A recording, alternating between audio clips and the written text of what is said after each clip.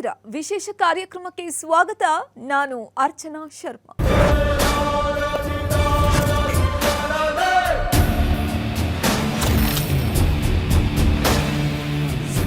ಬೆಂಗಳೂರಿನ ಹೃದಯ ಭಾಗದಲ್ಲಿರೋ ಮಲ್ಲೇಶ್ವರಂ ವಿಧಾನಸಭಾ ಕ್ಷೇತ್ರದ ಈ ಬಾರಿಯ ರಾಜಕೀಯ ಚಿತ್ರಣ ಅಕ್ಷರಶಃ ರೋಚಕವಾಗಿದೆ.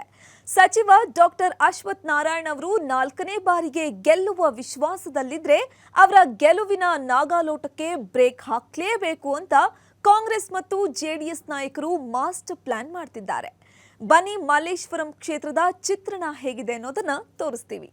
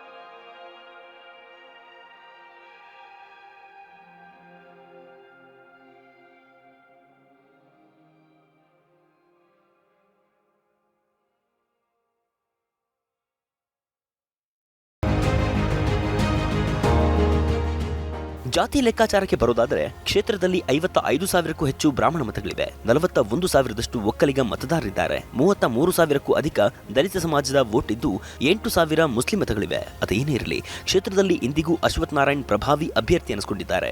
ಉಪಮುಖ್ಯಮಂತ್ರಿಯಾಗಿದ್ದ ವೇಳೆ ಅಶ್ವಥ್ ನಾರಾಯಣ್ ಅವರು ಕ್ಷೇತ್ರದಲ್ಲಿ ಸಾಕಷ್ಟು ಅಭಿವೃದ್ಧಿ ಕಾರ್ಯಗಳನ್ನು ಮಾಡಿದ್ದಾರೆ. ಆದರೆ ಮಾಡಬೇಕಾದ್ದು ಇನ್ನೂ ಸಾಕಷ್ಟು ಇದೆ ಅನ್ನೋದು ಮತದಾರರ ಅಭಿಪ್ರಾಯ. ಅದೇನೇ ಇರಲಿ, ಬಿಜೆಪಿ ಭದ್ರಕೋಟೆ ಅನಿಸಿಕೊಂಡ ಮಲ್ಲೇಶ್ವರಂ ಅಖಾಡ ಈ ಬಾರಿ ದೊಡ್ಡ ಮಟ್ಟದ ಜಂಗಿ ಕುಸ್ತಿಗೆ ಸಾಕ್ಷಿಯಾಗಲಿದೆ.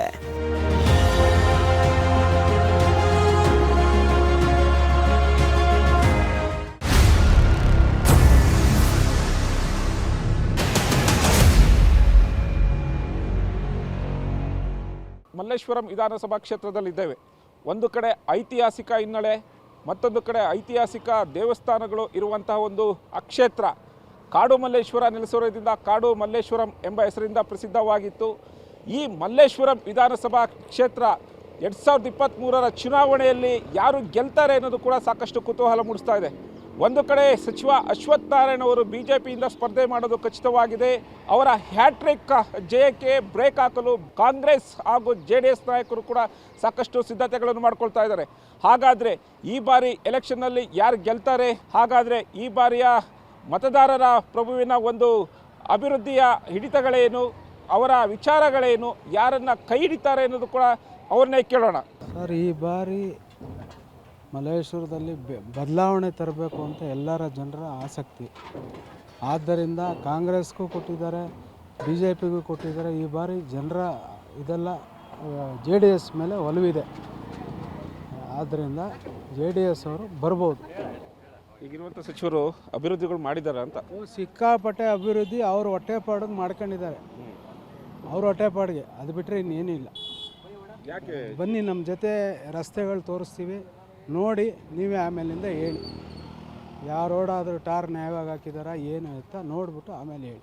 ಈ ಸಲ ಬದಲಾವಣೆ ಬೇಕು ಅಂತೀರಾ? ಬೇಕು ಸರ್, ಖಂಡಿತ ಬೇಕು ಸರ್. ಎಲೆಕ್ಷನ್ ಬರ್ತಾ ಇದೆ, ಯಾರು ನಿಮ್ಮ ಶಾಸಕರಾಗಬೇಕು ಅಂತ? ನಮಗೆ ಕುಮಾರಣ್ಣ ಸರ್, ಕುಮಾರಣ್ಣ ಇರಬೇಕು. ಕುಮಾರಣ್ಣ ಇದ್ದರೆ ನಮ್ಮ ದೇಶದಲ್ಲಿ ರೈತ, ಕೂಲಿ ಕಾರ್ಮಿಕರು, ಒಂದು ಗಾಡಿ ವ್ಯಾಪಾರ ಮಾಡೋರು, ಅವರಿಗೆಲ್ಲ ಒಳ್ಳೆ ಭಾಳ ಬಂಗಾರ ಆಗುತ್ತೆ ಸರ್. ಕುಮಾರಣ್ಣ ಇರಬೇಕು. ಕುಮಾರಣ್ಣ ಅವ್ರು ಬೇಕು. ಯಾಕೆ ಕುಮಾರಣ್ಣ ಆಯ್ಕೆ ಏನಕ್ಕೆ? ಇಲ್ಲ ಸರ್, ಅವ್ರದ್ದು ಒಂದು ನಮಗೆ ಬಡವರಿಗೆ ಒಂದು ಅದು ಇದೆ ಸರ್. ಬಡವ್ರ ಮೇಲೆ ಅವ್ರಿಗೆ ಒಂದು ಕನಕರೆ ಇದೆ, ಅವ್ರ ಬಡವ್ರ ಮೇಲೆ ಒಂದು ಕಣ್ಣು ಇದೆ. ಅವ್ರು ಬಡವ್ರನ್ನು ಬೀಳೋ ಮನುಷ್ಯನ ಎತ್ತಿ ಹಿಡಿತಾರೆ. ಅದಕ್ಕೆ ಅವ್ರನ್ನ ನಾವು ಬಯಸ್ತೀವಿ. ಅಭಿವೃದ್ಧಿ ಕೆಲಸಗಳು ಆಗಿದೆಯಾ? ಆಗಿದೆ ಸರ್. ಏನು ಸರ್, ಏನು ಅಭಿವೃದ್ಧಿ ಆಗಿದೆ? ಯಾರು ಹೇಳೋರಿಲ್ಲ, ಕೇಳೋರಿಲ್ಲ.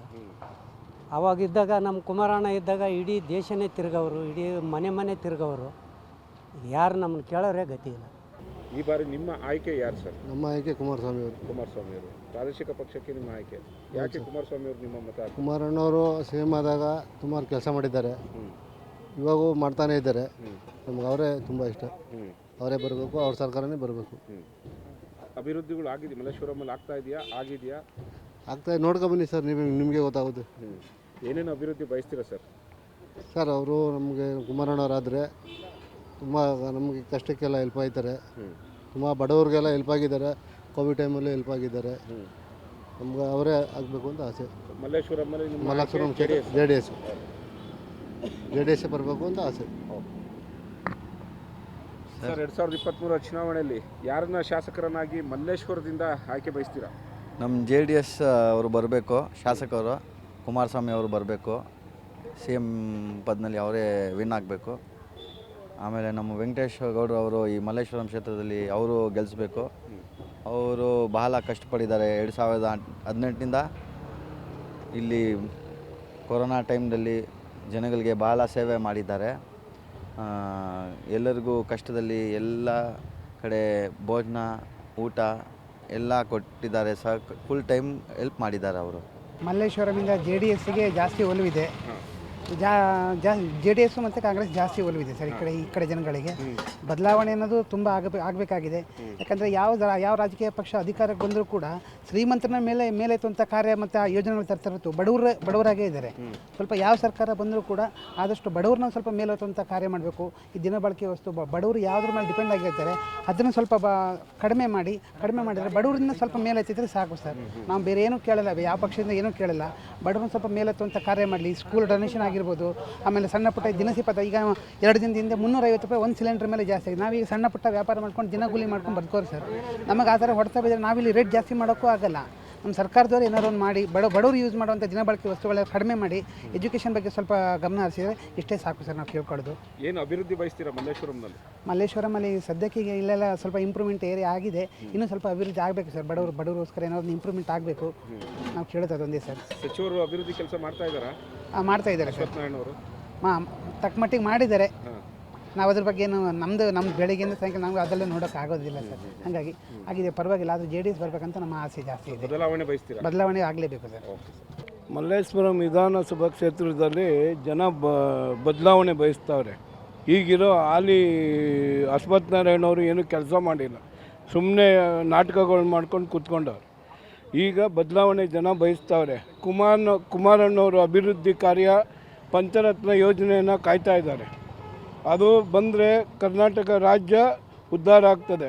ಮಲ್ಲೇಶ್ವರಂ ಕ್ಷೇತ್ರದಲ್ಲಿ ನಾವು ಯಾವುದೇ ಕಾರಣಕ್ಕೂ ಅಶ್ವಥ್ ನಾರಾಯಣ್ಗೆ ಜನ ಓಟ್ ಹಾಕಲ್ಲ.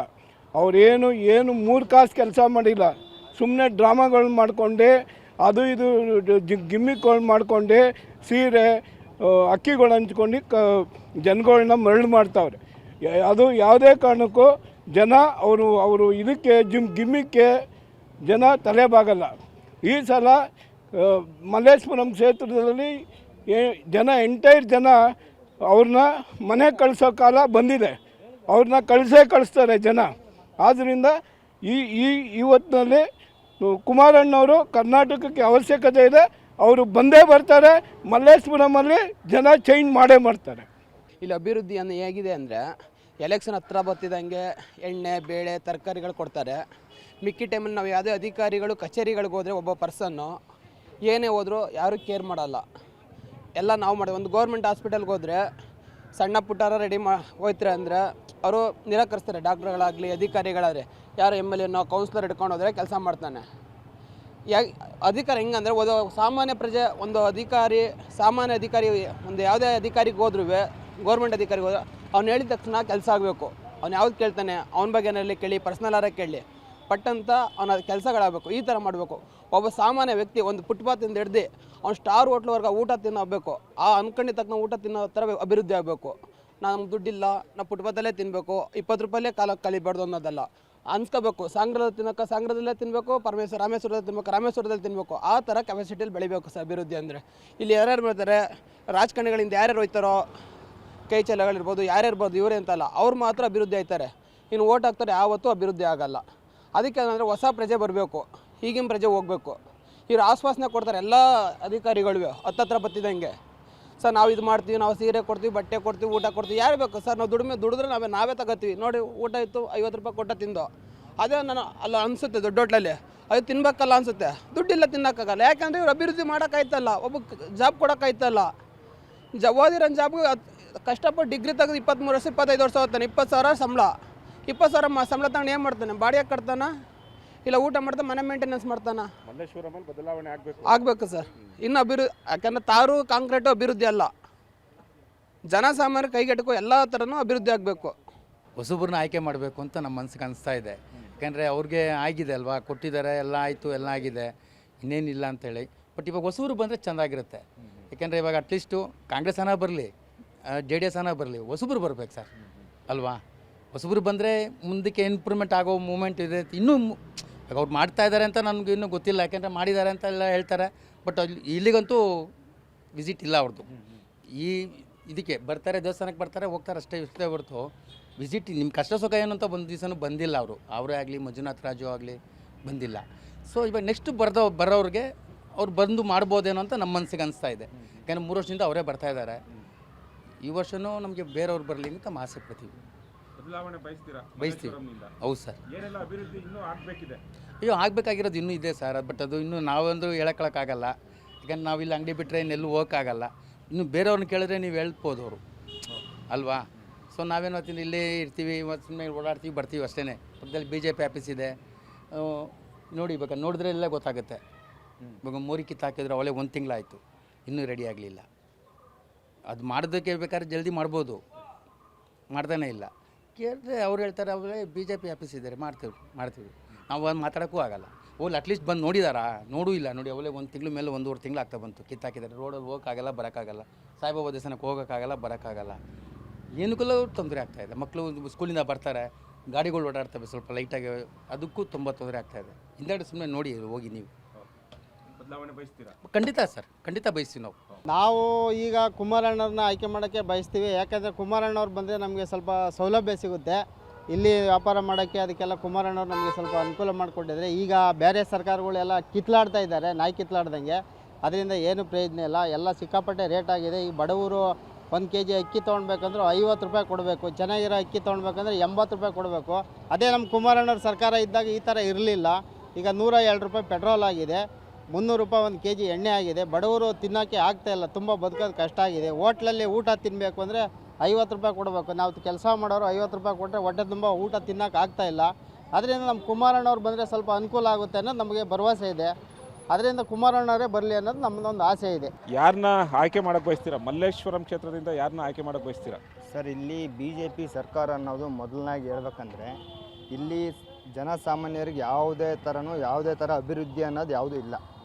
ಹೇಳ್ಬೇಕಂದ್ರೆ ಜೆ ಡಿ ಎಸ್ ಅಲ್ಲಿ ಬಂದು ಇವರು ವೆಂಕಟೇಗೌಡರು ಅಂತ ಇದ್ದಾರೆ. ಕೊರೋನಾ ಸಂದರ್ಭದಲ್ಲಿ ಭಾಳ ಕೊರೋನಾ ಮುಗಿಯೋವರೆಗೂ ಭಾಳ ಇದನ್ನು ಕಿಟ್ಗಳು ಕೊಟ್ಟು ಬಡವ್ರುಗಳಿಗೆ ರೋಡ್ ಮೇಲೆ ಏನು ವ್ಯಾಪಾರ ಮಾಡೋರಿಗೆ ಆ ಥರ ಒಂದು ಇದನ್ನು ಮಾಡಿದ್ದಾರೆ.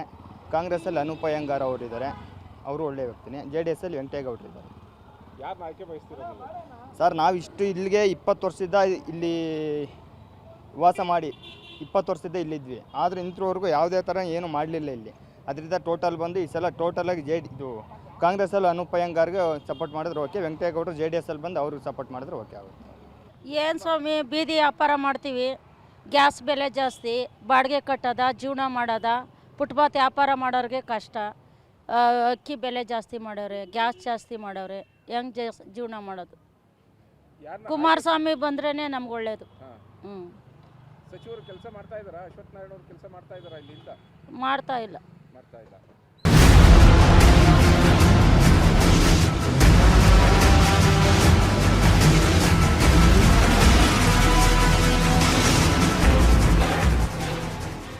ಸರ್, 2023 ಚುನಾವಣೆ ಬರ್ತಾ ಇದೆ.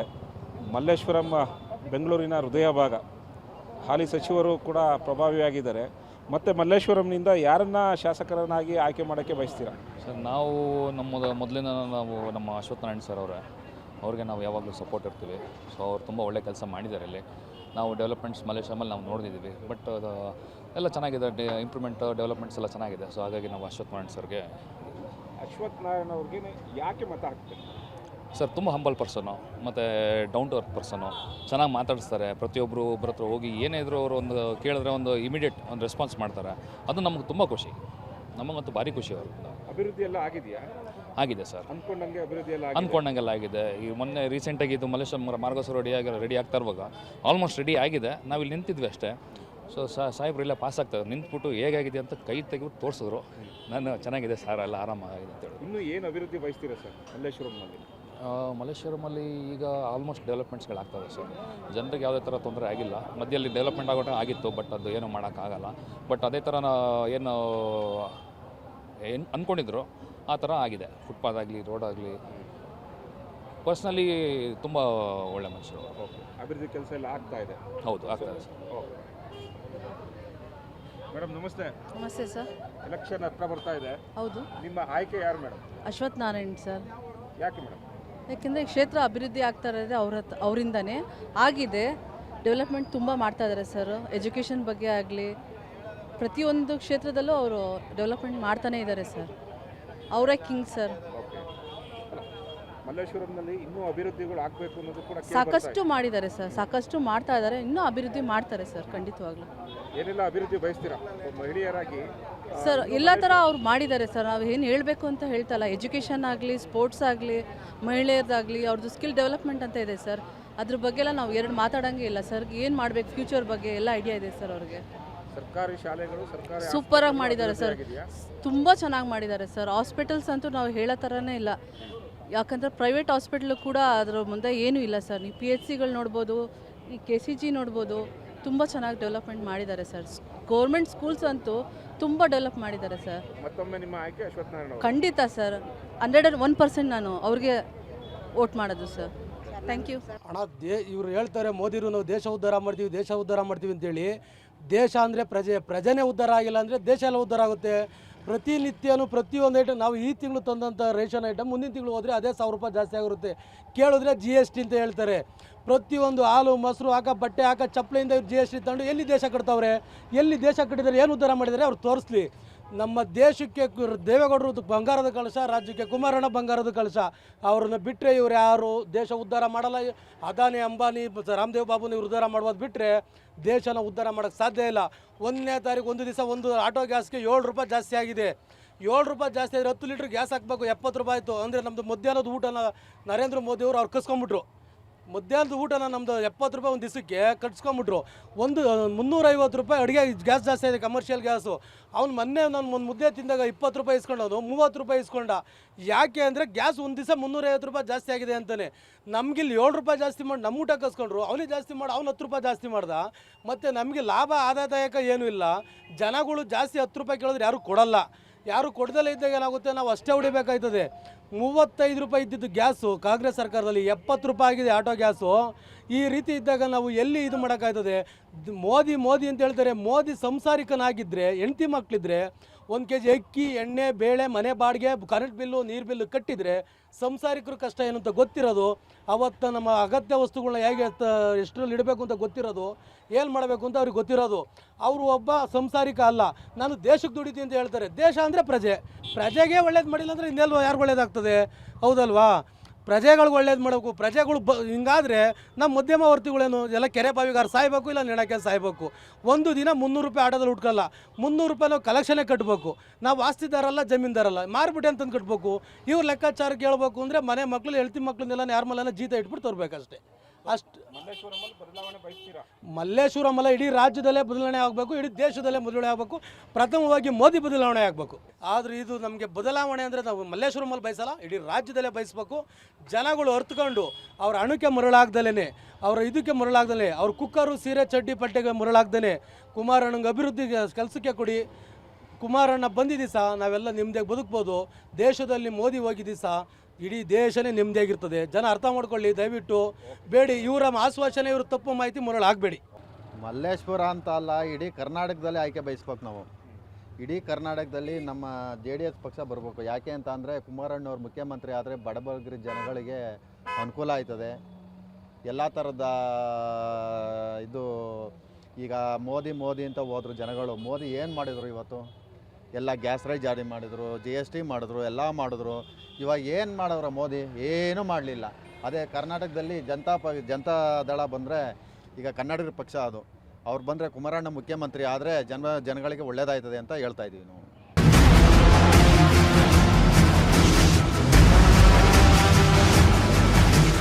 ಇದಾಗಿತ್ತು ಇವತ್ತಿನ ನಮ್ಮೂರ ಹಮ್ಮೀರ. ನಾಳೆ ಮತ್ತೊಂದು ಕ್ಷೇತ್ರದ ಜನರ ನಾಡಿ ಮಿಡಿತವೇನು, ಆ ಕ್ಷೇತ್ರದ ಹಮ್ಮೀರ ಯಾರು ಅನ್ನೋದನ್ನ ನೋಡೋಣ. ಅಲ್ಲಿವರೆಗೂ ನೋಡ್ತಾ ಇರಿ TV5.